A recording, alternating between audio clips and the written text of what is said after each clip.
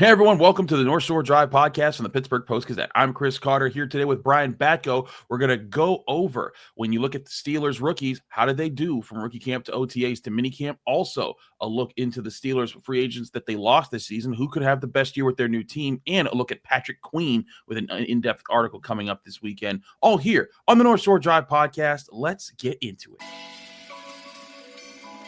You are now listening to the North Shore Drive podcast, a show on all things Pittsburgh sports from the writers of the Pittsburgh Post-Gazette, hosted by Christopher Carter.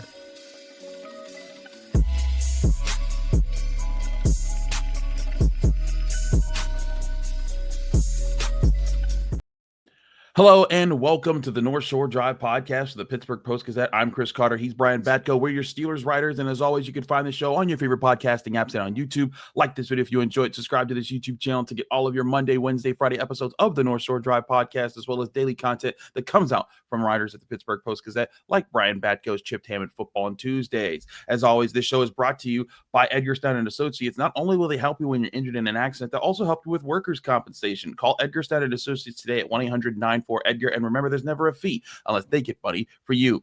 Brian, football in shorts is always what Mike Tomlin calls it, and not to overvalue what the readouts that we get from the Steelers rookies, especially in a year where so much was based in the physicality of these rookies and how they'll look when the pads go on. First round pick Derrick Harmon, fourth round pick Jack Sawyer, fifth round pick Yahya Black, and hey, even Kaleb Johnson, more of a physical running back too. But still, it was nice to see these guys in person and get our first sense of here. What was the biggest takeaways you had from just taking a look at some of those rookies in the first, what was it, eight practices we got to see them? Yeah, I mean, Derrick Harmon, everybody's been very complimentary of him, and you wouldn't really expect anything else. But there hasn't been any much pumping of the brakes either in terms of the let's give it time. Mike Tomlin's always going to do that, but I mean, I talked to Keanu Benton one of the last days before the team went their separate ways, and as somebody who was a rookie D lineman himself a couple years ago, joining this same defense, I asked him how Harmon was doing, and how's he taken to being a starter already, as Carl Dunbar declared him the D line coach. And Benton said he's thriving. He came in with a great attitude. He hopped on a moving train, and he's like, yeah, he's got the talent. And he's got the mentality for it, that there's no reason we have to ease him in. Basically, as many reps as you can get now at the pace at which you're going to be playing in the regular season, relatively speaking, considering it is mini camp. But I think he means more so, with the starting defense, that's only going to help him. So yeah, I mean, I think it's about as encouraging as you could have for a first round pick. I know there are other teams around the league where I think one of the longtime Giants beat writers is hyping up Abdul Carter, and he's like, he's even better than we thought he was going to. It's like, all right, guys, chill out a little bit. But no, I mean, Derrick Harmon, for being a sort of, meat and potatoes first round pick, if you want to call him that, it seems like he has hit the ground running. It does seem that way. And look, when Carl Dunbar says you're a starter and we're not even out of mini camp, there's points in my book for that, because the Steelers, they don't like to start their rookies. I mean, heck, we just saw with Broderick Jones and Joey Porter Jr., both who were like drafted to be the saviors of their positions, and it took them time going into the rookie season before we were going all through training camp. Oh, will Joey Porter ever start this year with that timeline? Broderick Jones, when's that going to happen? Derrick Harmon's like, nah, yeah, he's just the starter. And granted, that might also be because the Steelers just don't have other top defensive, linemen to place in front of him outside of Cam Hayward and Keanu Benton, but that they're not even putting on airs that it's going to be an issue might be a good sign for him.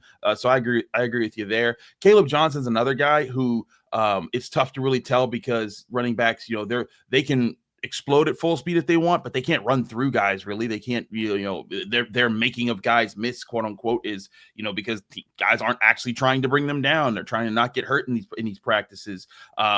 But one thing I thought was interesting that I talked to him towards the end of OTAs about, he said that he's like, every practice when I get the ball in a carry, I try to run through as many guys, and I tell the defense, do everything you can to try to knock the ball out. And he said at that point, he had never let the ball hit the ground off of a carry. And every rep that I watched, I never saw him let the ball hit the ground. And he'd even do as much as to run to the sideline after a run and like let several defenders just punch at the ball. So if there's anything there, I think Kaleb Johnson's just showing, hey, he's up to speed. I think it's really interesting. I always have fun watching Eddie Faulkner drills because I think that he is the Steelers running back coach. I think he's very detailed in how he coaches things, and watching him work with Kaleb Johnson and using Jalen Warren as an example. Hey, in pass protection, this is what you got to do. He's really good at this. And you see Kaleb Johnson like adapting to that and doing that more. I do find those things kind of cool to watch. I'm super curious to see kind of what physical condition Kaleb Johnson shows up at in Latrobe, because he's almost, I don't know if you agree with me, Chris. I mean, he's obviously well put together. He was one of the bigger backs in this draft class, Yes. but he's got a little more narrow like frame than I expected. And this is after 4 years of watching Najee Harris day in and day out, who is, Mm-hmm. not your typical built running back. I mean, No. Najee is as imposing as they get at that position. But Kaleb Johnson's interesting because he was, 6'1", 224 at the combine. Then he was 6'1", 234 at Iowa's Pro Day. And Najee was listed at 234 at the combine, or I guess they didn't have a combine that year, but coming out of Alabama, that was his weight. And I don't know about you, but those are not the same 234-pound bodies right there. Kaleb Johnson's a little more sleek, perhaps, and I think that's why he's got more of that long speed on his tape from Iowa. Mm-hmm. But will he be up for the rigors of the NFL and all of that, especially being that complement to a couple smaller backs in Jalen Warren and Kenny Gainwell? So yeah, it'll be great to see him when the pads come on at St. Vincent, because I go back to the last running back we really saw come in and take camp by storm was Jalen Warren. He was bouncing off everybody. Mm-hmm. He was a He bowling was. ball out Mm-hmm. there, and he stood out. So excited to see if Kaleb Johnson can do the same. Indeed. Now, I know there's one rookie that people are probably upset that we have not mentioned yet, and his name is Will Howard. And as I said, when he makes a big throw, he goes from Will Howard to Will Howard. When you look at Will Howard, I will say, like Will Howard, I think he handled it very well. Will Howard got like the most press attention I've ever seen a 6th-round pick ever get as a rookie. Just like literally there was a scrum for him every day. And maybe that comes with, hey, being the national champion quarterback coming off the run that he had and, on a team that doesn't have a proven long-term quarterback. Maybe that's just natural. But I was just impressed by how he handled it. Like he didn't seem to let it go to his head. He didn't seem to like be like, oh, what's wrong? Like I joked around. He could be the early running for the Chief Award for how many times he did interviews. The Media Good Guy Award here in Pittsburgh. Yeah. Exactly. But I will say this though, like I didn't see him, like he definitely had the rookie rust of just like, hey, he's not as sharp on things. But I didn't see him look completely inept out there. We talked about with Darnell Washington how on the final 2-minute drill the Steelers did of minicamp that he threw a great pass to Washington over the middle that resulted in a touchdown. It was a great way to end minicamp for the Steelers offense. I do think Will Howard gets some points for how he's come in, and he doesn't look like he's completely underwater with the Steelers so far. Yeah, I'm sure when the coaches scour the practice film with a fine-tooth comb, Will Howard is having some ups and downs. And it was mainly, it was Mason Rudolph and Skylar Thompson's sort of show. They were the guys at the top of the depth chart when this whole thing began back in May, and they're the ones that Arthur Smith was trying to get acclimated to his system. But yeah, I'll be curious to see again come July in Latrobe. Does Will Howard, does he get vaulted over Skylar Thompson? Does he start to get more of those reps, the live reps in camp? So yeah, I mean, we'll see how he fares between the lines. But you're right. I mean, it's so easy to see all of the intangibles that the Steelers liked about him. I mean, he is a very likable guy, and I think it's kind of because he's humble, but he's not really phony about it. He's not cocky, but he will talk his stuff if he's got that edge to him that any quarterback needs to have. So I think he just is really good at finding the right balance of all of that. And I mean, he's even said like, yeah, I'm trying to know my place a little bit in the quarterback room. Obviously I'm a competitor and I want to be a starter in the league at some point, but I don't want to step on anybody's toes, and I want to be a sponge, absorb as much as I can from Mason Rudolph and now of course Aaron Rodgers. So he's going to be a popular guy out at St. Vincent too. I told him that on Chip Hammond Football Show on Tuesday when I had Will on as a guest. You're going to be getting a lot of fans shouting for you, autograph requests. And yeah, if he does come in and start dropping some dimes, he is going to get quite a pop from the crowd there. I'm telling you, like I will never forget the 2022 training camp, Mr. Trubisky throws an incomplete pass in the first team rep. And we hear Kenny Pickett, and I can just see if Aaron Rodgers throws an incomplete pass or something, and you hear Will Howard, I'm gonna be like, oh God, not this again. It's gonna be a fun time. But hey, that's part of what you get there. But hey, it's an interesting rookie class. Still more to talk Also, about. I'll say this much: Yahya Black. I Okay, mean, yes, he's someone whose value is obviously going to be more in the physical aspect of the game, but he looked more nimble than I expected from a true. 6'6", 340 pound. Like, there's even times where I feel like I'm watching him, and I don't want to say he gets skinny because you can't really do that at his size. But like, again, he's a little more deft trying to work his way through a gap or wiggle past an offensive lineman than I might have expected. I don't know that he's ever going to have the great get off, at the point of attack. But I mean, I think he's pretty light on his feet, and I'll be real eager to see him and Derrick Harmon if they become Bash brothers at some point next to each other for this Steelers D line. Bash Bros. That would be that's always a good nickname. But hey, two big strong guys. We'll see how they work together. We're gonna take a quick break. When we come back, I want to take a look at the Steelers 2025 free agents, who they all lost, and who has the best chance to succeed with their new team. We'll talk about that and a few other things here on the North Shore Drive podcast from the Pittsburgh Post-Gazette. Chris Carter, Brian Batko. But first, I want to remind you, this show is brought to you by Edgar Snyder Associates. They not only help you when you're injured in an accident, they also help you with your workers' compensation claims. If you've ever been hurt on the job, you need to know who decides when you're better, who decides when your treatment's over, and who decides when your benefits are over. The answer is always the same. It's the insurance company's doctors. They won't have your back. You know who will have your back? Edgar Snyder Associates. Call Edgar Snyder Associates today at 1-800-94-EDGAR because they'll fight for the workers' compensation rights that you deserve. That's Edgar Snyder Associates at 1-800-94-EDGAR. And remember, there's never a fee unless they get money for you.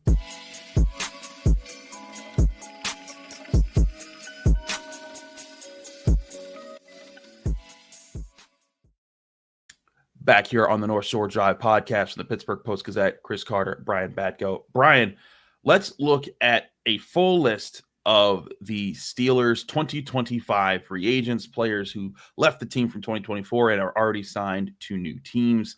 Up there as far as making the most money, you get Dan Moore now with the tackle now with the Titans. Justin Fields, of course, quarterbacking the Jets now moving forward. Russell Wilson with the Giants. James Daniels with the Dolphins. I always kind of forget where James Daniels went. I had to get reminded of that. Larry Ogunjobi with the Bills. Both Dante Jackson and Najee Harris and Mike Williams all went back to the Chargers. Landon Roberts with the Raiders. Van Jefferson with the Titans. DeMonte Kazee now with the Browns. That'll be interesting. And then Nate Herbig with the Commanders and Kyle Allen, of course, the backup quarterback now on the Lions depth chart. But looking at that list, is there one player in particular who stands out about others who you think will be the biggest, has the best chance to find a whole lot of success with this new team? I'm going to go with a player who wasn't on the list, and that's George Pickens, because he did go to the Cowboys. I was going to look at free agents, and I completely forgot about the George Pickens trade. You are absolutely right. What am I thinking? No, I mean, I know where you were going, and I was like, oh, he's going to forget, and this will set me up well. Yep, so, yep. Yeah, I mean, it's obviously, I mean, that's a situation that he's coming into. It's never been about his physical abilities or his talent or anything like that. So if he is a happy man in Dallas and, they're throwing the ball all around the yard and CeeDee Lamb is attracting all sorts of attention wherever he lines up, then yeah, I mean, it could easily pan out where George Pickens has an even more productive season than he had his first 3 years with the Steelers. So I think that's an obvious one, but you'll always be kind of waiting. Well, is there going to be another shoe that drops for him attitude-wise with the Cowboys?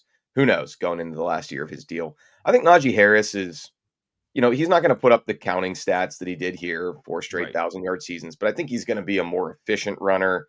And I think he's probably going to be in a better offense, maybe a better overall team with the Chargers. We can talk more about that as we get closer to 2025 season preview stuff. So those are the two that I circle. First round type of pedigree with both, even though I know George did fall to the second. But it's, I could see Justin Fields having success with Tanner Engstrand coming over from the Lions offense now with the Jets. But I think with both the QBs, Fields and Russ, there are just too many moving parts there to really feel good about predicting one or the other having a whole lot of success now that they've moved on from Pittsburgh. No, I feel you there. Like Justin Fields is basically taking on a team that's been stripped down from what it was when Aaron Rodgers was there. And so, it'll be interesting to see what I mean. Hey, they're going up against each other week one. That's definitely a highlight thing. It's also one of those things where like the NFL definitely knew about Aaron Rodgers when they put that schedule together. Well, I mean, maybe, but they also could have made that a primetime game. So I mean, it's probably the best 1 o'clock game to kick off that first Sunday slate. So, you gotta. You have to, play the games at some point. But yeah, I mean, I think if they would have known for sure, would they have wanted Jets Packers on a Sunday night or Monday night? Who knows? I hear you that, but Justin Fields, interesting position there. But I'm kind of with you. Like, I'm not sure if he's in the best position to just jump off. I kind of look at James Daniels because I really think James Daniels, before he got hurt last season, was playing very well. And at the guard position, if he can be a big plus for how the Dolphins want to protect Tua and they want to get the run game going, that could be an interesting situation for him to be in. It's an offense definitely with talent on it, so he can kind of just be more of a good role player for the Dolphins. But I also like you're bringing up Najee Harris because, of course, they have also drafted Amari Hampton, so like he's not just going to get to be the dog. But if Najee Harris is legit just splitting carries. And with that Chargers offensive line specifically, like you were bringing up, that could be really interesting to see what the opportunities he gets, because I've always thought Najee Harris definitely could have done things better in Pittsburgh, but he also inherited a not good offensive line that kind of got to the mediocre level of being an offensive line last year. If he has and not just a very good offensive line, even better than above average, I've always been intrigued by what would he look like in an offense like that. That Jim Harbaugh loves to run the football and be physical. So I kind of like Najee Harris for your pick here, but George Pickens is the wild card in all of this. And it's wow, that it was funny that I forgot, because at the top of this, when we were putting this together, George Pickens, then reading out these names, I forget that. But George Pickens is such a wild card here because he might have the most raw talent that could make him, and he's with a franchise quarterback in Dak Prescott that knows what he likes, and an offense that has another number one wide receiver. But will that be enough for George Pickens? He had notable problems in Pittsburgh. He was showing up late to games, this past year, or at least one game that we know of. And when you look at what George Pickens, had troubles with in Pittsburgh, and some accountability issues, will that become an issue in Dallas? And will they have as much patience for him as they had in Pittsburgh? You remember the not blocking for Jaylen Warren in Indianapolis, and they had a kind of a come to Jesus moment with him that year, and he kind of improved for the rest of that season, but then that sort of stuff came back this season. I don't think Dallas is going to have the same, that he's like, hey man, we didn't draft you. You're not the project guy that we knew we were getting. We traded for you. We want production right now, so you better bring it. And I think that if George doesn't bring that, or if there's some issues there, I'll be interested to see how both sides clash when those things happen, and what if there is any fallout from that kind of impacts things. Yeah, I mean, going back to Justin Fields, I think it. Like I said, I think it certainly could work out for him. I wouldn't bet on that. I'd probably place a little wager on George Pickens having a good season because of a lot of factors in Dallas. However, I say that full on with the knowledge of, as much as it could go great and he'll have 1,000+ yards and double-digit touchdowns, and everyone's like, what was Omar Khan and Mike Tomlin thinking trading a guy like that? As much as that could happen. And again, I even think if I had to pick, that's what I think will happen. I could also see something close to resembling the Deontay Johnson situation, where it is a train wreck, 4, 5, 6 games in, and the Cowboys are already thinking like, yeah, let's just move on from this guy and try to recoup something. We screwed up. Let's make him somebody else's problem, like the Steelers did to us. Right. So which way it'll go, we'll find out. You want to go out on a limb for Nate Herbig? Breakthrough season with the Commanders, or Kyle Allen unseating Jared Goff? If I had to pick, looking at all these options, no, Larry Ogunjobi is going to win the division with the Bills. He's also suspended the first 6 games, right?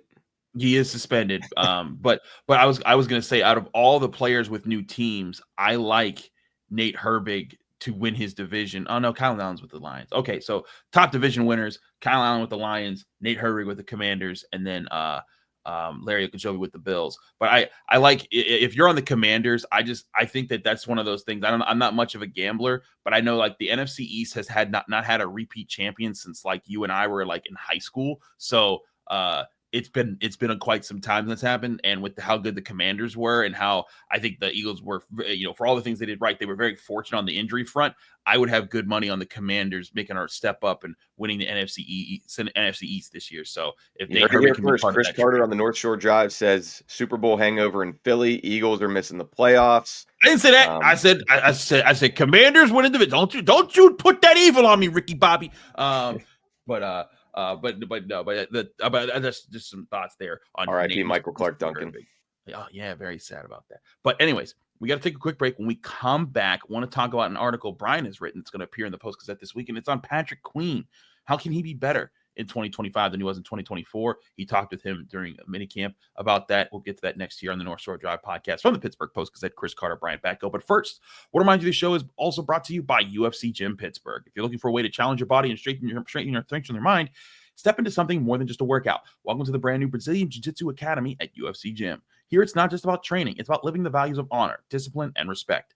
Whether you're a total beginner leveling up your skills, you'll be guided, or you're looking to level up your skills, you'll be guided through a structured program led by third-degree black belt instructor who builds confidence, strength, flexibility, and real technique. Head down to the UFC Gym at the Waterfront or Market Square to learn about the exclusive 3-month introductory package today, only at UFC Gym Pittsburgh.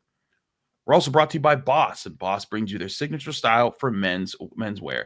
Be sure to check out Boss now in Ross Park Mall, where you can go check out all the different things, whether you're shopping for yourself, your dad, your uncle, any man you know who likes good style. Take them to Boss. Get something there. You can get things that are trend-setting, things that are classics, or somewhere in between. But Boss offers timeless pieces that perfectly complement your individuality. Boss Menswear has reached icon status for its tailoring, but offers more than just the perfect suit. Go check it out for yourself at Boss, now open in the Ross Park Mall with a selection of menswear pieces, only at Boss at Ross Park Mall.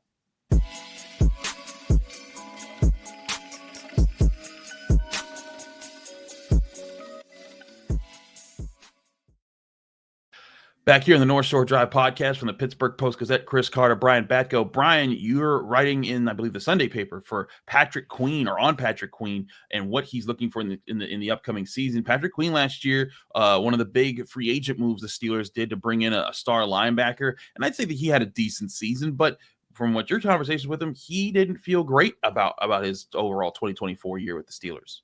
Yeah, I wanted to talk to Patrick Queen during OTAs and minicamp because he is sort of an easy guy to argue about. I mean, you can point to the 129 tackles and forced fumble and some tackles for loss, and there were some games he looked really good, and he was brought in here to be the every down guy. He did that. He stayed healthy, or at least played through injuries, which I get into in that piece. But you could also argue he was a little disappointing based on what you brought him here to be, and splash player, and you're leaking like a sieve against the run late in the season, and you get whooped up on by his old team, the Ravens, twice down the stretch. Now, it's never about one player, especially on defense, but he was kind of the face of that Steelers-Ravens rivalry juice this year, and he came out of the gates hot in that first Ravens matchup at Acrisure Stadium for sure. And, his play kind of tailed off down the stretch. And really after kind of that midway point of the season, I thought he was really good against the Commanders as well. But I'm not sure kind of where Steeler Nation is in general on Patrick Queen. So I hope you'll give that a read. And like I said, he was not one of these players who tries to explain away anything. Like, what are you talking about? I made the Pro Bowl. Granted, he was an injury replacement, but like, what do you mean? I had triple digit tackles. I led the team in that. And, I didn't miss any time. I was consistent and durable. Like, no, he was like, I could have had 6 picks this year. Like, I didn't do enough, basically. I wasn't, he even said he wasn't prepared. So, read the story for why. And I give that guy credit for in a world where, in a guy like, with a guy that we talked about a lot last segment, in a world in the NFL and in Pittsburgh where you don't always have to take accountability for your shortcomings and things that you screw up, Patrick Queen was probably going overboard in sort of taking some blame and responsibility for not being the type of player that at least that he expected himself to be. He said his standards are super high for himself. And I think I want to be like, dude, have you met Steelers fans? Their bar's pretty high as well. Don't sell them short. Yeah, I think that's another reason why they really wanted to get Patrick Queen on top of his athleticism. I think he's a good locker room guy. Like he holds himself to a standard, he holds his teammates to a standard, and he's looking to strive to be better even when he's not at his best. And hey, his first year with the team, he's a younger guy. Like I think he's what 25, 26 this year. Yeah, he came in as a 20. I mean, when the Ravens drafted him in 2020, he was not even 21 yet. So yeah, he turns 26 on August 13th. So like he still has plenty of time to grow. And like I think that's another reason the Steelers, you get him at the age you are. If he develops over the next like 2 years into being an even better linebacker, and then he could still be like, say at the end of this current deal, which I believe has 2-3 more years on it. 2 more years, like yeah. By the end of that time, he could be 28, 29 years old. And then all of a sudden you're looking at like, hey, if he's a prime linebacker, that's a great time to get him, like, and say like, hey, here's another 2-3 year deal to keep him. So I think Patrick Queen comes with that thing of like, hey, he's younger, but he also has experience. He also doesn't have a crazy injury history. So that's on his side. Now, and sure, he has to short things up. On the season, he missed 13.3% of his tackles against the run. Specifically, Pro Football Focus charts it at 16.5%. That was 46th. The 46th lowest among linebackers that played at least about 250 run snaps. But that part needs to be shored up. But I think the prospect of him with Peyton Wilson as like potential long-term guys that can line up next to each other, there could be some special chemistry that happens there. And I also talked about it with Cole Holcomb because we got a chance to talk to him. Holcomb maybe not as long-term because of his contract situation, but at least for this year, like, this might be the most flexible linebacker group that I can remember. We haven't even talked about Malik Harrison, but as far as having guys who can be decent against the run, decent against the pass, and rush the passer, I can't remember a time where they've had 3 guys in the roster that could qualify for being that kind of versatile. And I just remember so many years where they either had a cover linebacker or a run stuffer, and there was not an in-between guy outside of Ryan Shazier. And when they didn't have Ryan Shazier, it hurt them so bad. Yeah, they relied a lot on specialization in some of those Mm-hmm. seasons. Even as recently as the 2-year run with Elandon Roberts, he was the quote unquote thumper like Vince Williams used to be. I think E-Rob, showed that he can do a little bit more than that. He had some games where he was solid to good in coverage. Now he's with the Raiders, but yeah, I mean it is sort of wild that right now on June 20th, Peyton Wilson and Patrick Queen are the same age. They are both 25. Patrick Queen is Get the heck out of here. I didn't even think about that. Patrick Queen's going to turn 26 in 2 months, and Peyton Wilson just turned 25 a couple months ago. But like, that is nuts. So that is nuts. Because I mean, you've got those two. Cole Holcomb a little older, obviously, and E-Rob is still going strong into his 30s, and the Steelers decide to get a little bit younger with Malik Harrison. But I'll be curious to see how that all shakes out at the inside linebacker position. Do they keep Patrick Queen as that every down guy? I mean, as I wrote in the story, while he is young, a lot of tread off the tires. I mean, he's played more than 5,000 snaps already in his NFL career because he doesn't come off the field. So, that takes a toll. There's wear and tear there for sure. But, they've got plenty of options, like you said, Chris, a lot of depth at inside linebacker, more than they've had. Really, you'd have to go year by year to probably find one where you've got 4 starter capable dudes in Queen, Wilson, Holcomb, Harrison. Someone like Mark Robinson might even get squeezed out here because of that. Carson Bruner was drafted obviously mainly for special teams, but those are a couple 7th rounders who there have been seasons where the Steelers are relying on those guys at times. You think back to undrafted Robert Spillane, who worked his way in there. So go ahead and check out that story on Patrick Queen. Also get into his true passion outside of football, which is fishing. So if you're a fisherman, an outdoorsman, I think that'll be entertaining for you as well. Absolutely. Check out Brian Batko's story on Patrick Queen in the Post-Gazette this weekend. Thanks again for tuning into the North Shore Drive podcast. I'm Chris Carter. He's Brian Batko. And as always, you can find this show on your favorite podcasting apps and on YouTube. Like this video if you enjoy it. Subscribe to this channel to get all of our Monday, Wednesday, Friday episodes of the North Shore Drive podcast, as well as all the daily content that comes out from all of our sports writers here at the Pittsburgh Post-Gazette. Back here Monday with more on the North Shore Drive podcast from the Pittsburgh Post-Gazette. Thank you for tuning in to another episode of the North Shore Drive podcast from the Pittsburgh Post-Gazette.